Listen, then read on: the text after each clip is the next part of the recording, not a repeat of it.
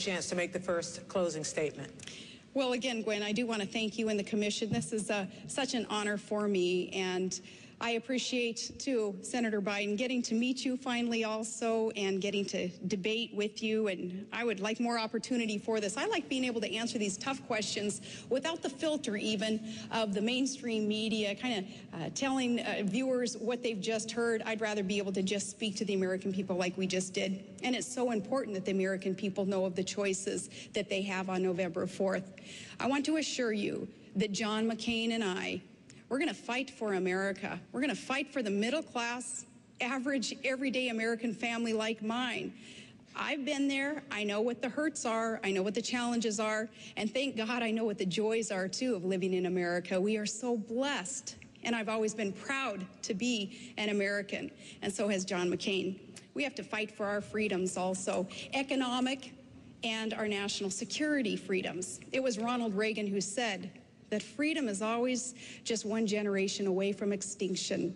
We don't pass it to our children in the bloodstream.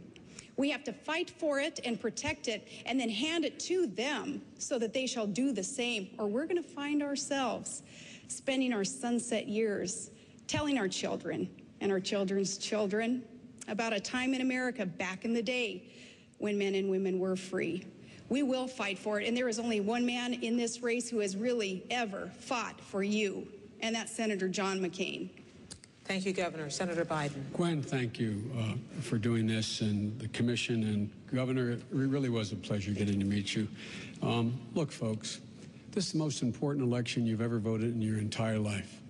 No one can deny that the last 8 years we've been dug into a very deep hole here at home with regard to our economy and abroad in terms of our credibility. And there's a need for fundamental change in our economic philosophy as well as our foreign policy. And Barack Obama and I don't measure progress toward that change based on whether or not we cut more regulations and how well CEOs are doing or giving another $4 billion in tax breaks to the ExxonMobils of the world. We measure progress in America based on whether or not someone can pay their mortgage, whether or not they can send their kid to college, whether or not they're able to, when they send their child like we have abroad, or I'm about to abroad, and John has as well, I might add, to fight, that they're the best equipped and they have everything they need. And when they come home, they're guaranteed that they have the best health care and the best education possible. You know, in the neighborhood I grew up in, it was all about dignity and respect, a neighborhood like most of you grew up in. And in that neighborhood, there was filled with women and men, mothers and fathers who taught their children if they believed in themselves, if they were honest, if they worked hard, if they loved their country, they could accomplish anything. We believed it, and we did.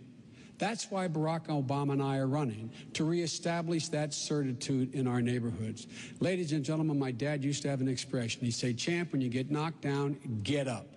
Well, it's time for America to get up together. America's ready, you're ready, I'm ready, and Barack Obama is ready to be the next president of the United States of America. May God bless all of you, and most of all, for both of us, selfishly, may God protect our troops. That ends tonight's debate. We want to thank the folks here at Washington University in St. Louis and the Commission on Presidential Debates. There are 2 more debates to come next Tuesday, October 7th, with Tom Brokaw at Belmont University in Nashville, and on October 15th at Hofstra University in New York with Bob Schieffer. Thank you, Governor Palin and Senator Biden. Good night, everybody. Thank you. Thank you. Thank you so much. Thank you. You too. Thank you. How are you? Thank you. Good. Thank you. Thank you, Gwen. Appreciate that. All right, let's see if we can hear. I guess we can't hear a whole lot more of what they were saying afterwards. Relatively polite, with a lot of compliments going back and forth from the two, but obviously a spirited debate in the process, a spirited debate where both of them were trying to score points. Anderson Cooper by Sarah Palin going after Barack Obama, and Joe Biden making a point that if you want to elect John McCain, you're going to get more of what you've just received over the past 8 years with George W. Bush. A debate crackling at times with energy from both sides. Clearly, both had worked very hard in preparation for this debate. It was probably one of one of the most fascinating debates we have witnessed, certainly in the primary season and even in this election season, where you compare it to the last, even to the presidential debate between Obama and McCain, and a debate widely watched, no doubt, just in the United States, but also around the world.